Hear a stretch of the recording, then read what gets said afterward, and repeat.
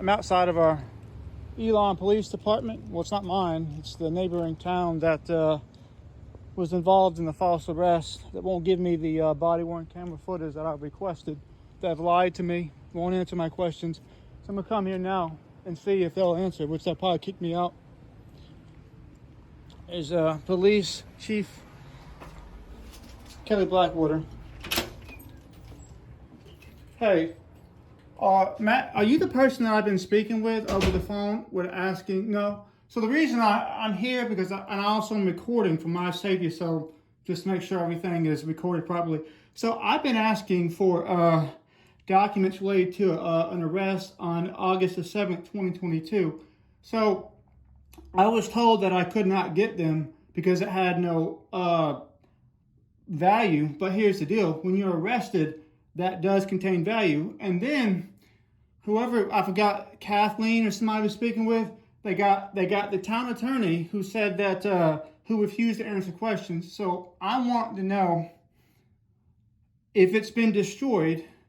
If it was destroyed, who gave the instruction? Because it should not be destroyed because it'd be spoilage of evidence. The question is August 7th, 2022, Elon police took part in my arrest, which was a false arrest.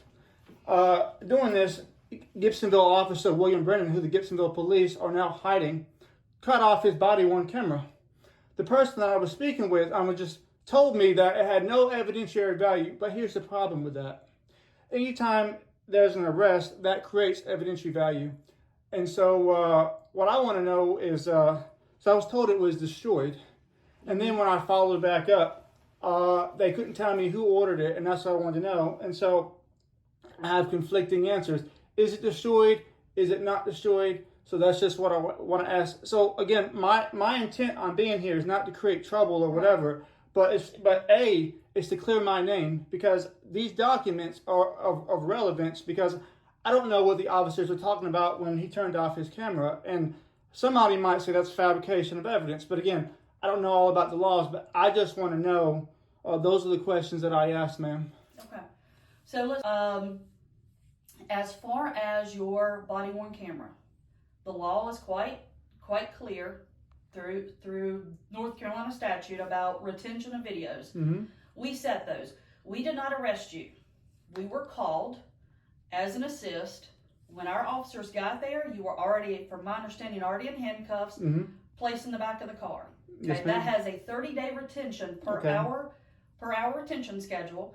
It was not our arrest. If that had been the case, it would have been a 2-year to 30-year retention. Okay, you were not our arrestee. It was not evidence for our case. That's what we mean when we say it doesn't have any evidentiary value for us. We did not, and after 2 years, I mean, you're talking about, I think when you started communicating with us was, I don't know, several years after this happened, okay? I think you were dealing with Gibsonville primarily. Let me just pause you for a second. Okay. I reached out to the mayor, Emily Sharp, who hasn't responded when this went on. Also, I want to say something. So I've noticed a couple of things. So when it comes to me, evidence seems to go missing. Whatever. No, let me give you an example. Let me give you an example. No. Can I speak? Let me give you an example. It was 2023. I was assaulted here at the Domino's, and I called police because I had went to Domino's to get a pizza, but prior to that I had called and they kept hanging up on me. So I went and I asked who was hanging up. Turns out it was a manager. I went to leave to walk out. She came up and she tried to hit me. I pushed her off of me. Her husband came in and started swinging on me. I didn't beat him up, but I did just enough to get out of the situation. I called the police, and then they came out. They actually arrested me because they spoke with the employee so there's camera footage of all this stuff that was recording. But the employee and her friend said I was the aggressor, even though the footage would have cleared that up. So I was arrested anyways. And then actually, one of the employees that worked there emailed me, and I sent this to Figueroa or whatever that dude's name is, the Spanish guy that arrested me, in which they were bragging about getting away with assaulting me. And I have the emails. I could bring them up at a later time, but I'm not going to do it now because I'm recording. But basically, those emails were ignored. the only reason why the case even got dropped because she didn't show up to court. But she admitted that she assaulted me, and nothing was ever done to this person. When I followed up with y'all, when I say y'all, I'm talking about the department, the officer, nothing was done. And you would think this is evidence that literally, like, you have the recording, which somehow went missing during that day when it never goes missing.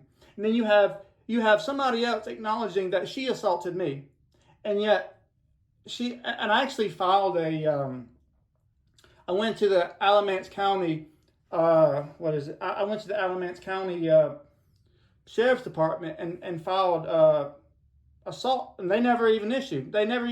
So it's like, you guys work directly with Gibsonville, who's covering stuff up. I believe you guys are as well. And this is an example of, so for me, I'm not a troublemaker. As a matter of fact, before moving here, I was in college. I went to college. You didn't hear nothing about me. When we bought this house, I didn't really have a criminal history. It was only after being assaulted by an officer in which agencies have taken steps to protect each other.